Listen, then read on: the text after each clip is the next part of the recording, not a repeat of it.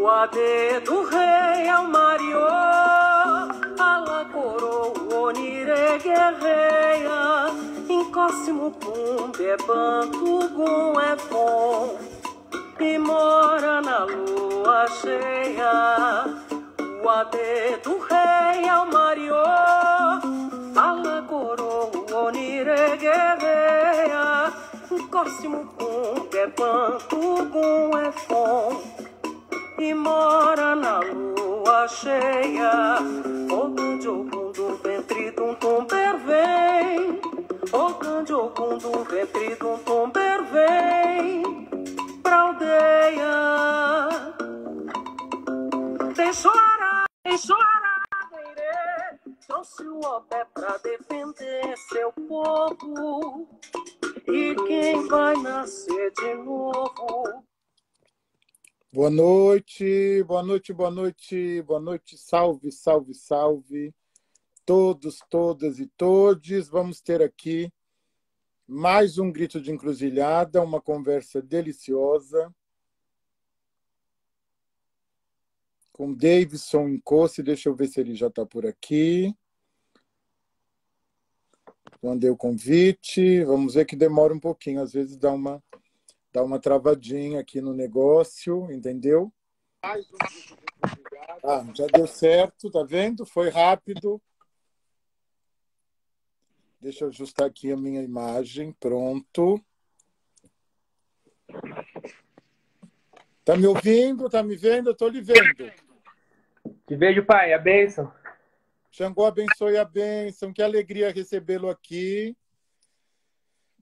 Para essa conversa deliciosa, mais uma conversa deliciosa aqui nos nossos Gritos de Encruzilhada. Nós gritamos e depois levamos esse ebó para a encruzilhada à meia-noite. Eu quero agradecer pelo tempo, pela disponibilidade. Eu sei que a gente faz muita coisa, né? Todo mundo faz muita coisa ao mesmo tempo.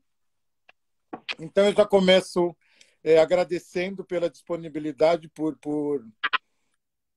eu costumo dizer o seguinte, que a gente está produzindo documento, não é? A gente está produzindo documento, produzindo um conteúdo, né, ao qual nem todo mundo tem acesso sempre. Então, eu penso que é importante que a gente converse, que a gente produza, e eu, né, hoje, na verdade, eu vou mais aprender, né? Enfim, nós estamos aqui com um grande especialista porque tem se debruçado, né? E tem dedicado parte da sua vida, né, aos estudos fanonianos. Então, deixa eu falar um pouquinho aqui. A gente está recebendo, para ficar gravado aqui, porque vai ficar gravado, então a pessoa tem que saber da nossa conversa. Então, estou recebendo hoje, com muita alegria, aqui nos nossos Gritos de Encruzilhada, Davidson Faustino. Ele também é conhecido como Davidson Nkosi. Ele é professor da Unifesp, ele é integrante do Instituto AMA, Psique e Negritude. E ele já está tem muita coisa escrita, muita coisa produzida, né, como professor. E ele tem 3 livros. Um dos livros é Frantz Fanon, um revolucionário particularmente negro, de 2018. Frantz Fanon e as Encruzilhadas, Teoria, Política e Subjetividade. E tem aqui também, 2022, e tem Colonialismo Digital, que é seu último livro, por uma crítica hacker fanoniana. Ele vai falar para a gente o que é isso, né? Que negócio é esse, de 2022. Mas nós vamos começar sabendo um pouco dele, né? Quem é ele? Bom, primeiro, seja muito bem-vindo, estou muito feliz. Bom, isso todo mundo já está sabendo. E agradecer pelo tempo, pela disponibilidade, pela sua produção e pela partilha. E eu quero começar, enfim, fala um pouquinho para a gente de você e como é que é isso, né? Quer dizer, você encontra Fanon, porque eu me lembro, você sabe, eu terminei o doutorado em 2009. Dia 5 de janeiro de 2009, eu terminei o doutorado na USP em Linguística. E eu nunca ouvi falar em Fanon nem na minha graduação, nem na pós-graduação. E olha que eu não sou um estudante, não era, né? Meus trabalhos são em Linguística. Mas eu nunca ouvi falar em Fanon, né? Quer dizer, Fanon para mim é muito recente, não é? Nunca ouvi falar ninguém. E eu circulava pela antropologia, porque está ali do lado, tinha o Centro de Estudos Africanos, circulava pela sociologia, porque, enfim, meus trabalhos sempre foram etnolinguística, sociolinguística, então eu sempre circulei em outras disciplinas e tal, mas eu nunca ouvi até 2000 eu acho, gente, até 2015. Eu nunca ouvi falar em Fanon até 2015. Então, eu quero que você fale para a gente um pouco de você e como é que é isso, né? Por que a gente demorou tanto para acessar Fanon? Não sei, ou se fui eu que demorei. Enfim. E como é que você encontrou Fanon? Ou ele lhe encontrou? Como é que é isso? Maravilha. Uma ótima pergunta para começar a prosa. Bom, primeiro, mais uma vez, eu peço a bênção. Eu estou muito feliz em estar aqui com o senhor. Eu tenho o maior respeito, a maior admiração pelo trabalho do senhor. E também peço a bênção aos mais velhos, aos mais novos. E agradeço também as pessoas que estão aqui, né? Eu estou olhando os nomes, várias pessoas queridas que também estão aqui com a gente agora nessa live. Então, eu queria agradecer e dizer que eu estou muito orgulhoso, me sinto muito honrado em estar nesse espaço tão respeitado. Bom, o Frantz Fanon, ele chega ao meu conhecimento pelo Milton, que é um militante daqui de São Paulo, um militante muito respeitado do movimento negro unificado. E eu iniciei minha trajetória intelectual no movimento hip hop. Eu também passei pela faculdade, pela graduação. Eu me graduei em Ciências Sociais em Santo André. Terminei meu curso em 2005. E também eu não foi apresentado para a gente na graduação nenhum autor negro. Mas antes de entrar na graduação, eu já era do movimento hip hop. E eu era de uma facção do hip hop que era muito engajada nos debates a respeito do pan-africanismo. Não era, como hoje se fala, afrocentricidade, era um pan-africanismo mais anticolonial, mais ligado às lutas de libertação no continente africano. E eu tive acesso a livros como livros do Clóvis Moura, livros da Angela Davis, livros sobre autores negros, isso final dos anos da década de 90, comecinho dos anos 2000.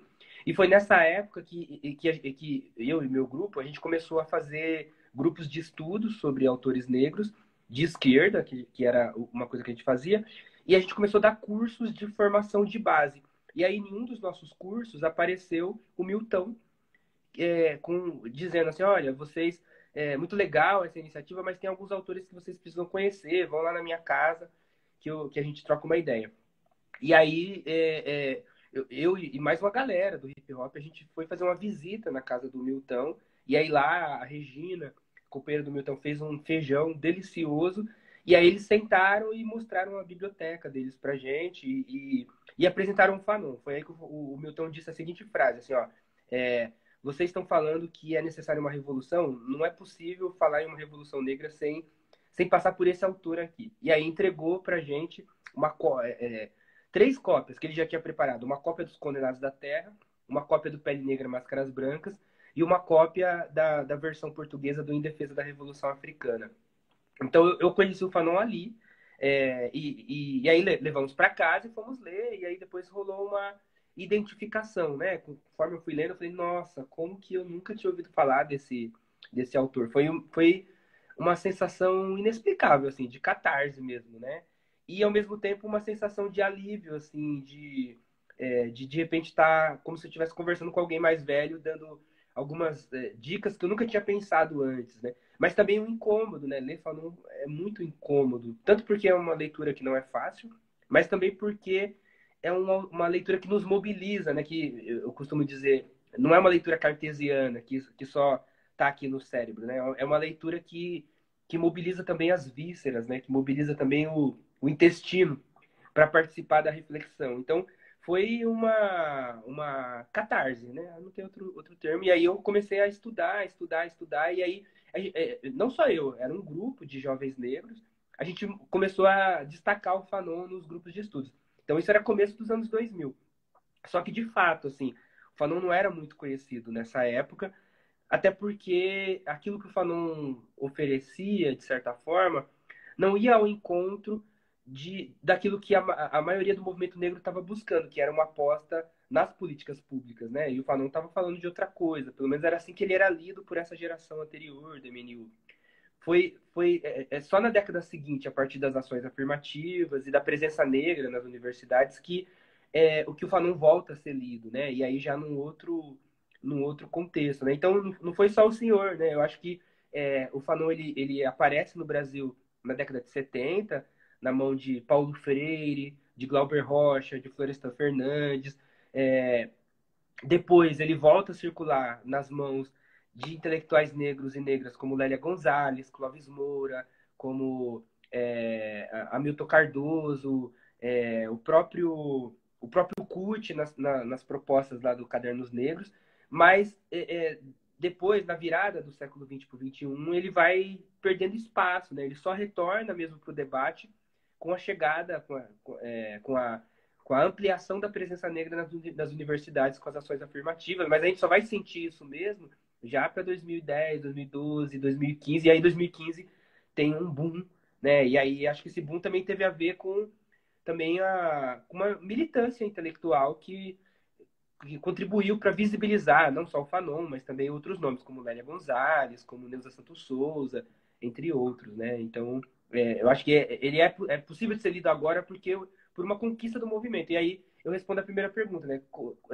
Por que a gente não conhecia ele antes? Eu acho que só o racismo explica esse apagamento, né? Que nos privou de intelectuais como ele e tantos outros, né?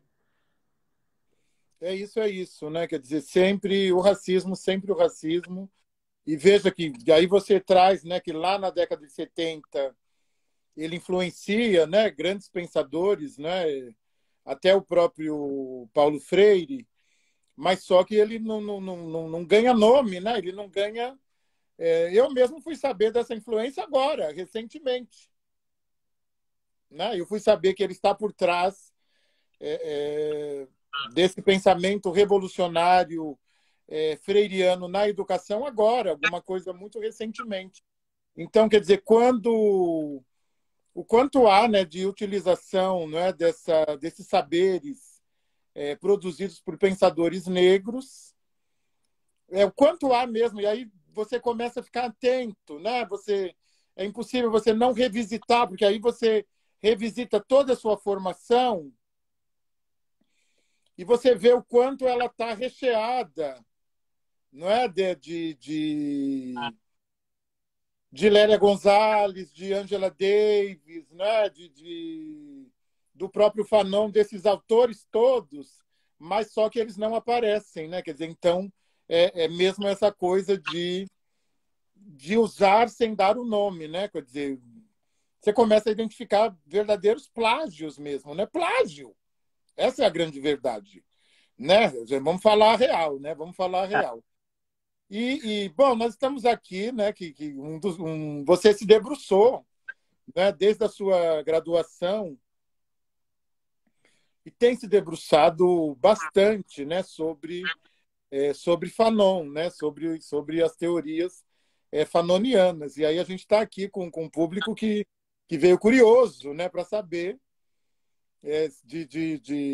dessa encruzilhada fanoniana. E eu sei que você sabe, por isso que eu vou trazer essa questão. Quem é Fanon? Não é? Quem é Fanon? Como é que a gente pode defini-lo? Né? Quer dizer, quem é esse homem? Ele é um político? Ele é um revolucionário? Ele é um teórico? Quem é ele? É uma ótima pergunta de início. Só queria comentar uma questão antes que o senhor coloca que eu também tenho um acordo, né? Além de plágio, é um plágio às vezes distorcido, né? Por exemplo, esses autores brancos que foram importantíssimos assim para o pensamento social e que trouxeram grandes contribuições. Mas, por exemplo, eles incorporam elementos da teoria do Fanon, mas não trazem o racismo, por exemplo, como um elemento central. Ainda que eles sejam importantíssimos, mas o racismo não está ali presente como um elemento central, ainda que apareça, né? Então isso é algo para a gente problematizar, né? Mas aí eu vou para a segunda pergunta, né? Quem foi Fanon e o que o Fanon tem a ver com a encruzilhada, né? Com a encruza. E aí eu venho defendendo que o Fanon é um autor das encruzilhadas, da encruza, e aí muito apoiado também numa produção intelectual negra que vem pensando a encruza, né, não só como uma metáfora, que é possível também pensar como metáfora, mas também como episteme, né? Eu estou pensando, por exemplo, o trabalho da professora Leda Maria Martins, e o quanto que esse trabalho traz uma guinada para a gente pensar uma produção de conhecimento não maniqueísta, não positivista, não empobrecida pelas armadilhas modernas, ocidentais e coloniais, mas eu acho que o Fanon permite ir ainda além, né? Assim, não só o Fanon, quando eu leio o Fouquial pelos olhos do professor Tigana Santana, eu penso a encruzilhada também como episteme, mas não só como episteme, tendo a pensar a encruzilhada como ontologia. E aí eu vou tentar explicar o que eu estou pensando com isso, né? Porque o Fanon, pro Fanon, em primeiro lugar, né, antes de mais nada, o que nos define como seres humanos é o que ele chama de zona do não ser. Ao contrário do que muita gente pensa, que por Fanon o branco é o ser e o negro seria o não ser, o Fanon não parte dessa premissa. Para o Fanon, o que nos define enquanto seres humanos é a contradição, é a indefinição, é essa zona de indefinição que permite que a gente possa ser qualquer coisa e, ao mesmo tempo, permita que a gente seja livre para fazer escolhas. Mas todas as escolhas têm responsabilidades, todas as escolhas têm implicações, mas as escolhas também não se dão no vazio, elas se dão dentro de um certo contexto, e esse contexto é o contexto moderno, capitalista, colonial, e ele marca, ele restringe as nossas escolhas, né? Então, ao mesmo tempo que o que nos define como humanos é a zona do não ser, é o fato da gente não ser definido a priori, ao mesmo tempo o racismo nos fixa. O racismo ele nos animaliza e deixa de perceber exatamente a contradição que nos compõe enquanto humanidades, porque o racismo, ao animalizar o negro, também animaliza o branco, embora a partir de um outro lugar. Então, isso me permite pensar a encruza não só como uma forma de organizar o conhecimento, mas como uma forma de ser humano. Para o Fanon, o ser humano é alguém que só é humano porque ele já emerge numa encruza, ou permeado por várias encruzas, né? E aí, quem foi o Fanon, né? O Fanon, ele é um personagem das encruzilhadas, né? Primeiro que ele nasce na Martinica. A Martinica é uma ilha da França. Se diz que a Martinica é uma parte da França, mas quando os pretos martinicanos vão para a França, eles não são franceses, eles são pretos. Então você tem uma encruzilhada aqui, já na própria definição de nacionalidade, né? Mas também o Fanon, ele é um homem negro, nasce em 1925, mesmo ano do Che Guevara, mesmo ano do Malcolm X, mesmo ano de uma série de personalidades, se eu não me engano, acho que também do Paulo Freire, não tenho certeza. Mas ele morre em 61, bastante jovem, ele morre com 36 anos, em 1961. E ele vai estudar, ele participa da Segunda Guerra, defendendo a França, e quando ele chega na França, os franceses não o reconhecem como francês, embora ele estivesse lá lutando contra o nazismo, arriscando a vida dele em nome da França. Depois ele vai estudar psiquiatria, mas também a produção, a inserção intelectual do Fanon também é uma inserção intelectual de encruza, porque ele está estudando psiquiatria forense, mas ele está sob uma forte influência da psicanálise e do marxismo, e isso marca também uma forma não biologicista de pensar a própria psiquiatria. Ele dá muita importância para a linguagem, para a cultura, para a subjetividade, para pensar os fenômenos psíquicos, né? Então também a gente percebe na própria formação do Francis Fanon uma demanda de encruzas também entre perspectivas teóricas e, ao mesmo tempo, entre lutas, porque ele vai dialogar com o marxismo, vai dialogar com o existencialismo, vai dialogar com a psicanálise, mas o eixo desse diálogo é o movimento de negritude e a luta anticolonial. E é a partir dessa luta, por exemplo, que ele vai se engajar futuramente, depois que ele se forma, na Revolução Argelina.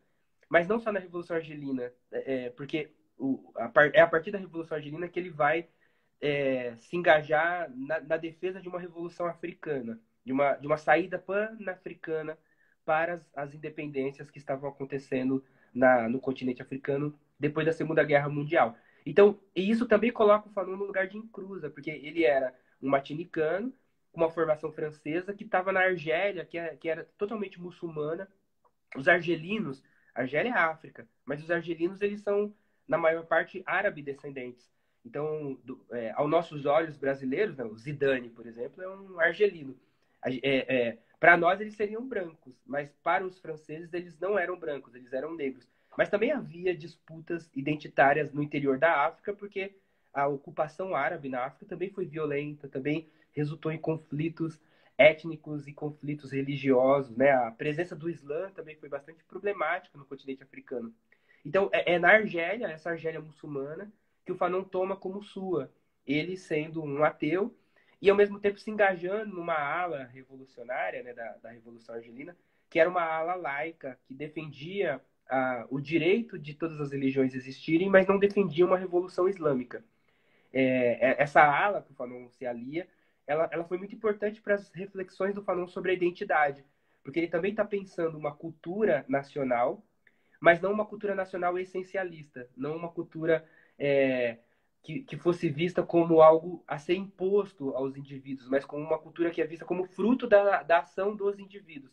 Então, e ao mesmo tempo a identidade nacional que o Fanon defendia não era uma identidade de origem, mas era uma identidade de devir, era uma identidade que se forjava no próprio processo de luta, né? Então, até a noção de identidade que ele aposta é uma noção de encruzilhada, né? E aí o Fanon foi ativo nas lutas de libertação argelina e é a partir dali que ele fica conhecido, né? Ele escreve uma série de livros, e aliás, todos os livros que ele escreveu foram ignorados pela crítica francesa e depois que ele se engaja na Revolução, os livros foram proibidos. Mas o último livro dele, Os Condenados da Terra, ele escreve quando ele já estava doente, com leucemia, ele já sabia que ia morrer, e ele decidiu escrever um último livro. E aí, esse último livro, ele chamou o Jean Paul Sartre para fazer o prefácio, e o Sartre era muito famoso, e aí esse prefácio tornou o Fanon internacionalmente conhecido, e talvez a gente só conhece o Fanon por conta desse prefácio, né? E isso trouxe um outro problema depois, porque todo mundo só foi ler o prefácio e ninguém lia o autor. Mas a grande questão é que o Fanon é um homem desse tempo, um homem que luta contra o nazismo, que depois se engaja nas revoluções africanas e que aposta a sua vida nesse processo de luta anticolonial. Para ele, a emancipação ela poderia vir desse processo de luta anticolonial. E é a partir dessa inserção que ele vai também propor algumas encruzas do ponto de vista de uma produção de conhecimento engajada, mas também de uma militância que não abre mão da produção de conhecimento, de uma militância que não deixa para o inimigo a tarefa de dizer o que o mundo é ou de dizer o que o mundo tem que ser. Então, para o Fanon, a teoria também era política, né? Então, essa encruza permite uma série de outras encruzas, né? Então, eu costumo dizer que eu gosto de falar que o Fanon ele nos apresenta 3 grandes encruzas, assim, nesse processo de vida político-teórica que ele representou. Uma encruza teórica mesmo, que tem a ver com esse diálogo que ele faz com Marx, com Hegel, com Freud, com Sartre, com Lacan, mas, sobretudo, com a negritude. E, a partir da negritude e dos movimentos anticoloniais, ele vai criolizar o pensamento ocidental para fazer uma proposta anticolonial que pudesse revirar a sociedade capitalista, né? Então, eu costumo dizer, olhando para esse momento, né, que às vezes as pessoas falam, mas como é que ele pode ser um crítico do Ocidente se ele lia Hegel, se ele lia Marx, se ele lia Freud? Mas o Fanon, ele vai ler, mas ele não vai ler de uma forma submissa. Ele vai ler esses autores, inclusive, contra eles próprios. Ele vai ler esses autores à medida em que eles ajudam a entender a sociedade que ele estava ali encarando, mas ele também vai confrontar esses autores naquilo que a branquitude lhes impedia de responder também às questões concretas. Então, é uma leitura criolizada, é uma leitura americanizada, assim, é uma leitura ladina, para usar a Lélia Gonzalez, né? Mas, ao mesmo tempo, é uma leitura que não abre mão de se apropriar do que esses autores traziam, né? Então, eu gosto de trazer como imagem, né, a questão da penicilina, por exemplo, que o Fanon era um médico e ele dizia que a tarefa da revolução não é dizer, não vou usar os remédios ocidentais, é se perguntar quem disse que os remédios são ocidentais, né? Porque o branco não trouxe só a penicilina, ele também trouxe a sífilis para o continente africano. E enfrentar a sífilis era lançar mão dos saberes tradicionais, mas era também lançar mão dos saberes humanos, né? A penicilina não é branca, a penicilina é humana. Aliás, ela só é possível mediante o conhecimento de toda a humanidade. Agora, o problema é quando ela aparece como nesse lugar sagrado, né? Chancelado pela branquitude por um falso universalismo a ponto de desrespeitar os saberes tradicionais, né? Então, o Fanon propunha um diálogo entre esses saberes, mas um diálogo que não deixasse para o branco aquilo que também é nosso, que é a humanidade como um todo, né? Então, tem uma primeira encruza que é teórica. Para ele, rejeitar o colonialismo não é rejeitar os textos, os saberes, é descolonizar a relação com esses saberes, o que implica reconhecer também os saberes africanos, indígenas, etc. Uma segunda encruza é uma encruza, eu chamo de ético-estético-política, porque para ele a própria realidade ela é uma síntese de múltiplas contradições, de múltiplas determinações, e isso permite que o Fanon pense raça, classe, gênero também, embora nem tanto, mas ele também pensa, como elementos articulados, né? Então, pensar uma luta revolucionária é tentar dar conta dessa complexidade, né? E, ao mesmo tempo, pensar essa complexidade é pensar que ela é sempre contraditória, porque para o Fanon, e aqui a dimensão da inclusão eu acho que é interessante da gente pensar, é a contradição que permite a transformação, que permite a superação, inclusive, daquilo que aparece como contraditório, né? Então, a contradição ela é, ao mesmo tempo, aquilo que nos limita, as contradições sociais, mas é em torno delas que as mudanças são possíveis, né? E tem uma terceira encruza, que é uma encruza político-subjetiva, assim, porque para o Fanon, e aqui tem uma coisa que não é só do Fanon, né? A gente percebe na lógica do Ubuntu, a gente percebe nas religiões de matriz africana, nas religiões, na cultura africana como um todo. Para o Fanon, o eu não existe sem o outro. Esse outro é o mundo, esse outro são as outras pessoas, esse outro são as outras formas de vida. Não existe um eu sem o outro. E isso tem implicação na teoria dele também, porque se não existe um eu sem o outro, então a luta não é só uma luta contra o outro. Não é só, a nossa luta não é só uma luta contra o branco, contra o racismo, contra o capitalismo. É também uma luta contra aquilo que a gente interiorizou desse sistema, porque o sistema também está em nós. É uma luta que também permite olhar para si próprio como parte das contradições que a gente almeja superar. Então, transformar o mundo, esse mundo contraditório, é também, e senão a gente não transforma o mundo, é também transformar a si próprio. É também transformar a própria visão a respeito de si e do outro no processo de transformação, sob o risco da gente não transformar, né? E isso tem implicações. Se perceber como contraditório é perceber que nem todos as minhas falhas é culpa do branco. Nem todas as minhas falhas é culpa do racismo. Embora o racismo esteja presente na minha vida em todos os momentos, mas se reconhecer como sujeito é, inclusive, se reconhecer como sujeito das contradições. Não é só falar, eu sou super e o outro é o malvado, mas é perceber, inclusive, naquilo que eu também posso fazer diferente para que a vida seja melhor, para que a luta seja possível.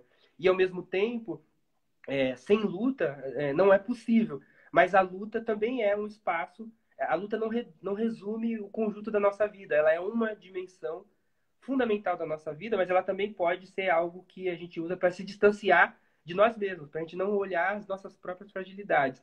Então, a luta também precisa ser criticada, mas essa crítica não exime a necessidade de defender até as últimas consequências a necessidade da luta, né? Aquilo que a gente defende também pode ser criticado quando essa crítica permite, né, avançar, né? Então, essas encruzas, eu acho que elas oferecem possibilidades de um olhar um pouco menos maniqueísta sobre a política, sobre a subjetividade, sobre a identidade, sobre, sobre os desafios do nosso tempo, né? E acho que isso faz do Fanon um autor bastante interessante para a gente e que nos ajuda muito.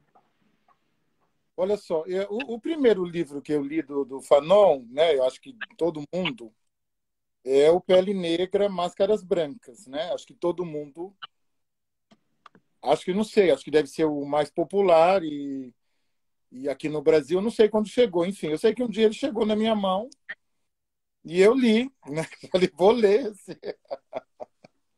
Um dia ele chegou e eu falei, vou ler, tá bom, vamos ler. E, bom, primeiro eu considero o Fanon um super problematizador, né? Quer dizer, não é uma leitura fácil, como você disse, não é uma leitura fácil. E eu acho que aí tem a coisa do médico, né? Quer dizer, tem a coisa da formação dele, e eu considero um super problematizador. Mas eu logo pensei que ele estava muito nesse lugar de convergências e divergências. Esse lugar que eu considero bom, que de verdade eu não considero ruim, que é a encruzilhada como esse lugar de convergências e divergências. Bom, o Pele Negra é um tapa na cara, né? Quer dizer, ele é um soco no estômago, né? Sobretudo... Não, acho que sobretudo não. Eu gosto muito da ideia grosso modo, para mim, o Pele Negra é o pau que bate em Chico, bate em Francisco. Né? Porque, de verdade, é um pouco isso. Né? Quer dizer, todos nós, né, sofremos as consequências das relações racializadas. Todos nós sofremos as consequências das relações racializadas. Todos nós queremos ser alguém, não é? E todos nós queremos usar máscaras brancas. É inevitável, né, que a gente até que comece a entender o outro lado. E mesmo no tornar-se negro ainda tem aí. E eu gostei muito do que você trouxe, né? Quer dizer que eu também concordo plenamente. Eu gosto da ideia de uma problematização que imputa responsabilidade, né? Que não coloca a alteridade apenas no lugar de culpada de tudo. Né? Porque todos nós somos a um só tempo identidade e alteridade, então não tem jeito.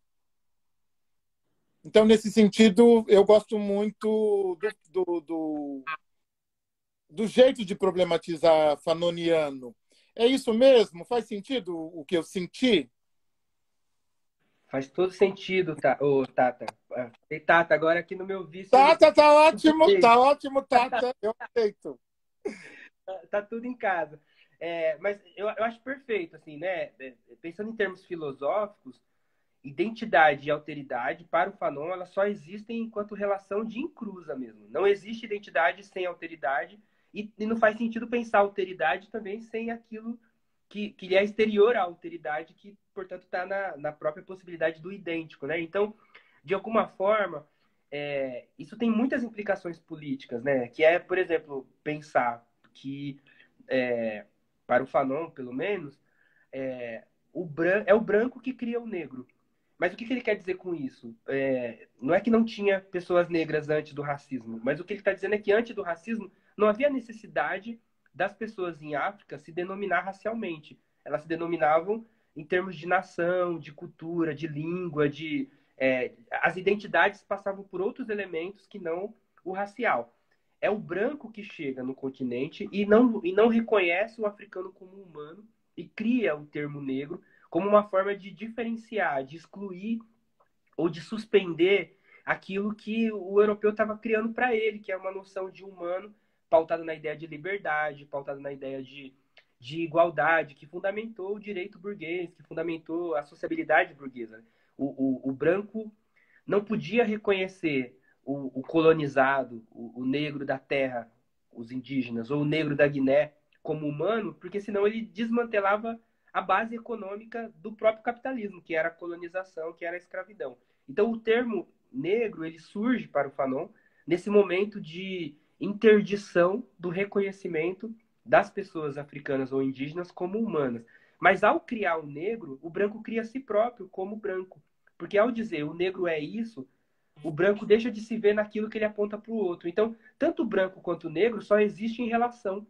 Isso significa que, para o Fanon, a emancipação não é só uma emancipação negra. A emancipação negra é, para o Fanon, ao mesmo tempo, uma emancipação que liberte o negro dessa separação que o branco criou, que em última instância, impede que o negro se reconheça como humano. É o caso da penicilina, é o caso do celular, né? Para o Fanon, a penicilina não é branca. A penicilina é humana. Aliás, os primeiros grupos que a gente tem notícia a manipular bactérias são os egípcios, no processo de fermentação da cevada, por exemplo. Né? Então, a penicilina só é possível porque tem conhecimento humano, inclusive africano, que lhe torna possível. Então, a desracialização para o Fanon, o horizonte dela é a possibilidade do negro se reconhecer como parte da humanidade, se reconhecer como parte do todo. Mas isso tem a implicação de que se reconhecer como parte do todo é não abrir mão da sua particularidade histórica, mas é também se reconhecer como sujeito, é também assumir a responsabilidade com toda a humanidade e não apenas com essa parte que o branco deixou para o negro. Porque quando o branco diz o negro é negro, ele não está só constatando, diagnosticando uma diferença, ele está atribuindo significados coloniais àquilo que ele entende que é o negro. Ele não diz assim só, vocês são negros. Ele diz, o negro é animal, o negro é selvagem, o negro é atrasado, o negro ele é alguém destituído de tecnologia, ele é alguém destituído de saber, ele é alguém... Então, o branco atribui ao negro uma série de fantasias coloniais. É por isso que, para o Fanon, a tarefa é, inclusive, superar essas fantasias. E a superação passa por esse reconhecimento da identidade como relação. E isso implica reconhecer o próprio negro como algo que não existe sem o branco. Olha que indigesto essa fala, porque ela desloca um pouco a definição para a gente... E para o Fanon, isso é importante, porque isso permite que a gente não abra mão, porque enquanto houver racismo, para o Fanon, não é possível abrir mão da negritude. A negritude cria um espaço de acolhimento, cria um espaço de valorização daquilo que é desvalorizado na sociedade antinegra, na sociedade racista, na sociedade colonial. A negritude, para o Fanon, é a única possibilidade que o negro tem de fazer frente ao projeto de embranquecimento, de fazer frente às máscaras brancas. Mas, ao mesmo tempo, se o negro esquece que é o branco que cria o negro, ele corre o risco de aceitar uma separação original que o branco criou e, com isso, deixar para o branco algo que também é dele, que é toda a humanidade, mas que o branco diz que é branco. E dizer, bom, então agora eu só quero o que é negro. Aí o Fanon pergunta, mas quem define o que é negro? O que é negro? Porque negro, se a humanidade surge na África, então é o negro que é universal, não é o branco. Então, a emancipação passa por questionar, inclusive, a identidade, mas é um questionamento de encruza, porque é um questionamento que não abre mão da reivindicação dela. Ao mesmo tempo, ele reivindica a identidade negra e, ao mesmo tempo, ele mostra os limites. E é essa encruza que muitos acadêmicos não percebem, porque ou pega o pedaço da defesa da identidade, sem questionar a crítica, sem incluir a crítica no debate, ou pega só a crítica, como se o Fanon fosse o Morgan Freeman, né? Tipo, esquece esse negócio de consciência negra, vamos se pensar como humano. Parece que até o Morgan Freeman já reviu essa fala. Mas pro Fanon não dá pra gente ser inocente, tipo, não sou negro, eu sou humano. Tipo, se você não avisar isso pro policial na madrugada, você pode tomar um tiro. Se você não avisar pro selecionador da RH, você tá fora, né? Então, não dá pro negro ignorar a racialização. Não é possível o negro ignorar que toda uma história da humanidade foi apagada por um projeto de embranquecimento. Então, valorizar a negritude é o ponto de partida para uma emancipação possível. Mas, ao mesmo tempo, é fundamental não esquecer que não é só a África que diz respeito ao negro, mas é toda a humanidade. Aliás, toda a humanidade vem da África. A gente não teria Grécia sem o Egito, a gente não teria Renascimento sem os mouros, a gente não teria industrialização sem o trabalho, sem o conhecimento, sem os saberes africanos. e indígenas, mas também asiáticos, que foram incorporados pela industrialização e pela modernidade, né? Então, para o Fanon, a modernidade, ao mesmo tempo que ela é colonial, ela é muito mais negra do que ela se assume. Então, isso exige, inclusive, questionar essa diferença que o branco criou entre moderno e tradicional. Quem disse que o moderno também não é uma tradição? E quem disse que aquilo que se chama de tradicional também não é moderno? Porque, como o Rampatebar vai dizer, né, a tradição ela só permanece se ela for viva. Ela só permanece se ela faz sentido para as pessoas. Então, ela está o tempo inteiro em movimento. É o movimento que define o moderno, mas isso também está naquilo que é tradicional, né? Então, não basta só dizer, bom, agora eu vou valorizar tudo que é negro e o que é branco eu jogo fora. Eu preciso questionar quem define o que é branco e é negro. E será que aquilo que eu estou dizendo que é branco mesmo ou foi o branco que disse para roubar, aí de novo o roubo, uma parte daquilo que é meu também? Acho que essa é uma provocação bastante interessante para a gente pensar a nossa época, inclusive. Não, faz muito sentido, né? Porque quem criou a ideia de universalismo, né? Quer dizer, quem foi que universalizou? Né? Quer dizer, quem que universalizou saberes, universalizou, inclusive desejos, não é? Universalizou modos de ser, estar no mundo, né? Quer dizer, quem que universalizou, não é? Então, é uma provocação necessária, né? Porque são muitas as armadilhas, não é, do universalismo, não é? E aí faz muito sentido para mim, não é, questionar, inclusive, o que nós chamamos, né, de isso é branco e isso é preto, não é? Quer dizer, porque se nós sabemos hoje cientificamente que o continente africano é o berço do mundo, não é? Quer dizer, grande parte dos universais, do que consideramos universal, não universal, entre aspas, e partindo, não é, da Europa como centro do mundo, né, do projeto europeu, do projeto humanista civilizatório europeu, com todas as aspas possíveis. Esse projeto parte, não é, desses saberes africanos. Portanto, eu acho que faz muito sentido que a gente questione, não é, o que é preto, o que é branco, até para a gente não cair na armadilha de se encarcerar no que eles querem que seja nosso e o que seja deles. Não é? Quer dizer, então, eu penso que essa provocação, que bom que vai ficar. Acho que dá um livro, né? Dá um novo livro. Né? Quer dizer, o que é verdadeiramente preto e o que é branco? É uma pergunta filosófica para a gente responder. Quer dizer, o que é verdadeiramente preto e o que é branco? Né? Quer dizer, então, eu nunca pensei, nunca coloquei Fanon nesse lugar, né, não consigo perceber Fanon nesse lugar de somos todos humanos, não, muito pelo contrário, eu acho que ele fala mais que somos todos desumanos, eu acho que ele... Exato. Aliás, tem uma coisa interessante em relação a isso, né? Que para o Fanon, quando o branco desumaniza o negro, quando o branco vê o negro como um monstro, é o branco que se torna um monstro. Então, o verdadeiro monstro é o branco, né? Então, isso já por si só recoloca a discussão sobre universal, particular, singular, né? Porque para o Fanon pensar o universal é pensar o racismo como um elemento universal à sociedade capitalista. É pensar o Fanon ele tira o debate racial do negro e diz, ó, a gente não vai conseguir entender nada da sociedade moderna, nada, se a gente não olhar para o racismo, porque o racismo estrutura a sociedade moderna, né?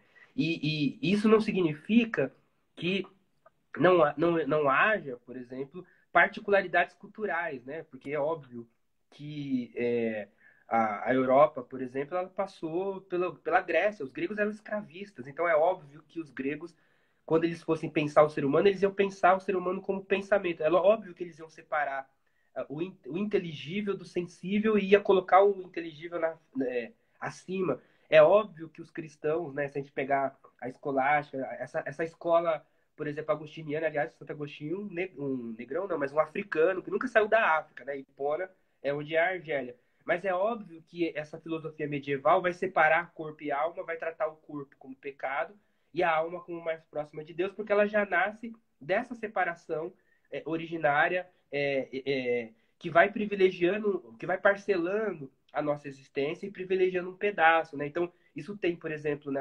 quando a burguesia começa a descartar o pensamento cristão para trazer uma nova religião, que agora é a ciência, a filosofia, vai vir um Descartes e vai manter essa separação entre corpo e alma e vai manter essa hierarquia da alma, né? Só que agora ele vai chamar a alma de razão, né? Eu penso, logo existo. Para o Descartes, o que nos define como humanos está no pensar. Então, o corpo, para ele, é só um objeto, é só uma extensão. Então, a Europa tem um caminho particular, que, aliás, o Cheikh Anta Diop diz que é um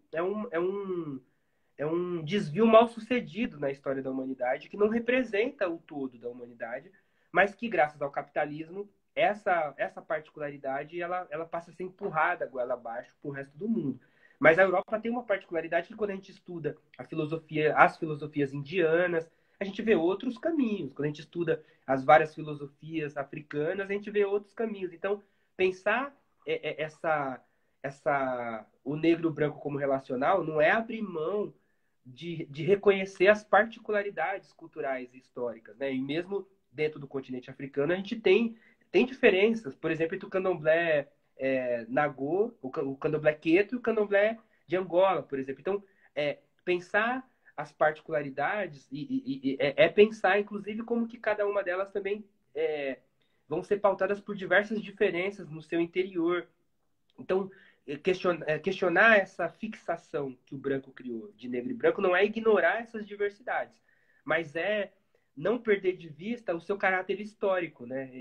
Abrir a possibilidade, né, de pensar, inclusive, que se o continente africano não passou por um modo de produção escravista, por essa escravização grega, não passou, por exemplo, por um processo de imperialismo como o imperialismo romano, não passou pelo por essa modernidade cartesiana que pautou o desenvolvimento da ciência europeia. Então é óbvio que a gente vai ter outras saídas do continente africano que não separam corpo e alma, que não separam razão e emoção, que não separam o sagrado da ciência, que não separa.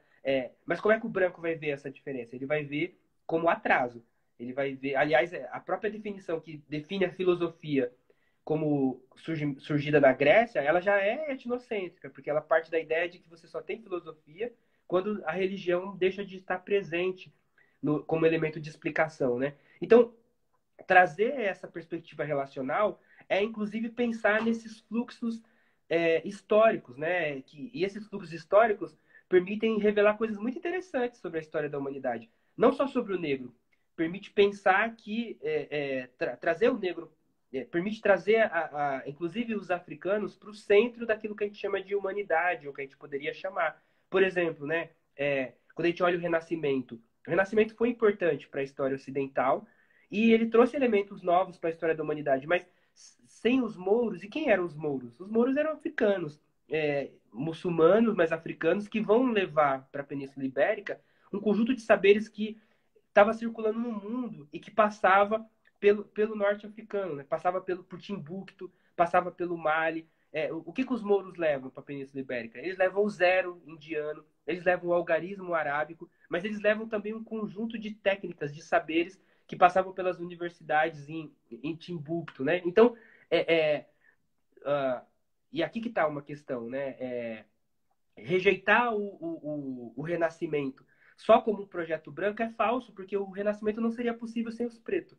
Mas, ao mesmo tempo, é fato de que essa incorporação também é uma incorporação histórica, porque o Renascimento ele surge na Europa fundado nessa premissa cartesiana que separa corpo e alma, ainda que ele tenha uma influência negra, ele vai perdendo cada vez mais essa riqueza, na forma de pensar a existência humana, e ele vai cada vez mais caminhando para algo que expresse as necessidades da sociedade europeia naquele momento, né? Então, pensar essa relação entre singular, particular e universal, aqui tem mais uma encruza, né? é pensar esses trânsitos. E aí eu acho que o Fanon é um autor que nos ajuda muito e que eu acho que evita que a gente esbarre, né, em algumas armadilhas que podem, como o senhor coloca, né, que podem nos enjaular, embora pareçam às vezes que são muito rebeldes. É isso, é isso. Conversa deliciosa, gente. Voou, voou, voou, voou. Já? Você acredita nisso? Você acredita? Acredita que voou desse jeito? Nós temos aqui 10 minutinhos ainda, né? Antes da meia-noite, que a gente chama hora grande, né? Da hora grande. E o pessoal aqui está passado a ferro de brasa, eu também, porque ouvir, né, o querido Davidson é sempre uma aula. Ele é muito professor, muito professor. E olha que eu sou super professor, mas ele é muito professor. E é sempre uma aula ouvi-lo. E nós temos que falar ainda, pelo menos, né, do seu último livro. Temos que é um título intrigante. Eu não li ainda, então continua intrigante. Mas eu quero falar sobre o seu último livro, é intrigante. Mas nós estamos aqui com um público, um bom público aqui, interessante. Acho que muitos já são seus leitores, já o seguem, outros seguem aqui. Então, é, é, é Peles Negras mesmo que nós devemos começar lendo Fanon. Como é que eu vou ler Fanon? Fala aí para o leitor do. Olha, vai sem medo, já se prepara. Eu quero. São duas questões finais. Essa para o leitor, ou começa a ler por mim, começa a ler pelos seus livros, que eu sei que você, mais que traduz o Fanon, você, de alguma maneira, o torna um pouquinho mais palatável. Porque não é a leitura mais gostosa do universo. Entendeu? E olha que você está falando com um linguista, gente, uma pessoa que lê, né, quase tudo que existe no mundo, mas você consegue tornar o Fanon mais palatável, né, mais, né, para aquele leitor desavisado, né, dá um.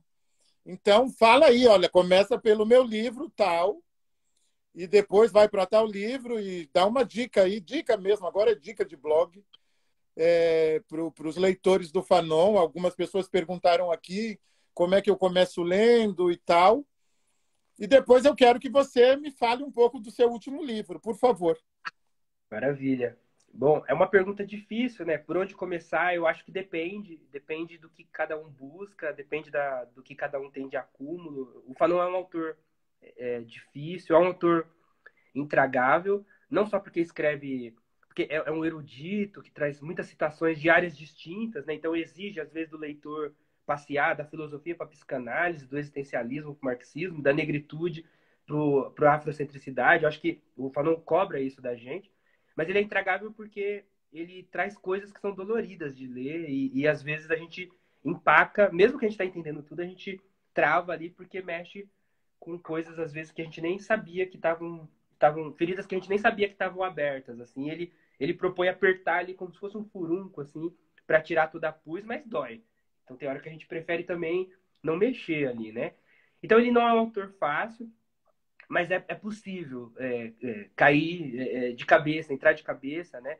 Mas eu acho que depende de qual é a busca de cada pessoa. Então, para um linguista, eu pediria para ler o Pele Negra, porque ele começa o livro falando da linguagem e eu acho que ele traz provocações importantes. Mas talvez para alguém que está estudando, por exemplo, a questão da terra, as questões quilombolas, eu sugeriria ler Os Condenados da Terra, porque ele tem mais contribuições do que o Pele Negra em relação a isso, né? Ou para quem está na área da saúde, eu sou da área da saúde, eu sugeriria ler o Ano 5 da Revolução Argelina, que é o livro onde ele vai falar da medicina e da possibilidade, quer dizer, do lugar da medicina na luta anticolonial, e não só da medicina, mas da tecnologia, né? Aliás, o meu último livro, que vai tá na gráfica, talvez estará impresso segunda ou terça, se der tudo certo, assim, que se permitir, é um livro onde eu estou discutindo com o professor Walter Lipoldi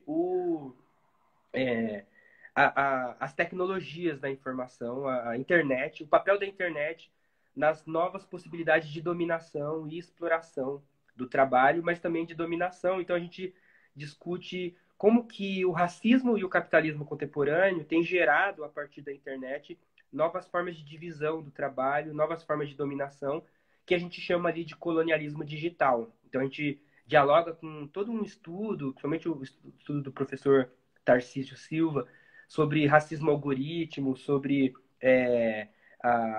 mas também sobre as desigualdades tecnológicas atuais, para problematizar isso a partir de uma ótica fanoniana, né? Então, a gente parte dessa ideia do colonialismo digital, mas a gente vai pensar não só o colonialismo, mas a gente também vai pensar qual pode ser o lugar da tecnologia nas lutas antirracistas, nas lutas anticapitalistas, nas lutas feministas, né? Então, aí é a partir daí que a gente também mobiliza o Fanon para pensar, e especialmente esse livro chamado Ano 5 da Revolução Argelina, para discutir a tecnologia e a posição do Fanon sobre a tecnologia, para mim, ela é muito interessante, muito vigorosa, né? Então, quem está estudando tecnologia, medicina, eu sugeriria o Ano 5 da Revolução Argelina. Então, eu acho que depende muito da pergunta que cada um tem, da busca, né? Por exemplo, nós estamos em maio, está acabando maio, que é o mês da luta antimanicomial. O Fanon, ele tem um conjunto de textos sobre a clínica da saúde mental, que está ali no livro chamado Escritos Psiquiátricos,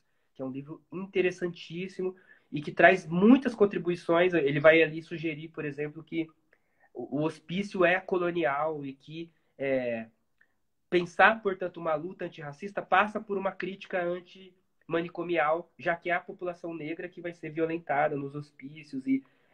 Então, ou, por exemplo, tem um outro livro dele que foi traduzido aqui para o português como Teatro Filosófico. O Fanon escreveu peças de teatro. Então, para quem é do campo das estéticas, dos vários ramos da estética, eu sugeriria ler o Teatro Filosófico, porque é onde o Fanon vai fazer um diálogo muito próximo com a Aimé Césaire e com a estética do Aimé Césaire, a estética da negritude, e a partir dali ele vai dialogar com o surrealismo, vai dialogar com uma série de vertentes teóricas da época dele. Então, por onde começar, eu acho que depende de qual é a busca, de qual é a fome, assim. Mas eu acho que os tradutores ajudam e atrapalham. Eu sou um tradutor, né? Então, sugiro, assim, eu escrevi um livro que é o Frantz Fanon, um revolucionário particularmente negro, onde eu tento apresentar a biografia dele. Eu acho que facilita para quem está chegando, porque permite posicionar, já antecipa algumas questões, né? O meu outro livro, Frantz Fanon e as Encruzilhadas, eu tento destacar as principais questões teóricas que ele levanta, né? Então, os tradutores ajudam, mas eles também atrapalham, porque às vezes cada tradutor lê a partir de um lugar, né? Então, eu sempre indico aos alunos para também ir à fonte e desconfiar do tradutor, mesmo que seja eu, porque eu vou ler a partir do meu lugar, né? Então, mas leiam, tentem ler, se debrucem, porque é um autor fascinante e que, quando a gente junta o Fanon, por exemplo, com uma Lélia Gonzalez, eu acho que a gente consegue qualificar muito a luta, qualificar muito as perguntas, as provocações que a gente faz sobre a política, sobre a produção de conhecimento, mas também sobre a nossa vida, né? Então, esses autores são autores fundamentais, e aí não só, né? Leiam Baba Sidney, leiam a Neuza Santos Souza, leiam a Raquel Gouveia, leiam...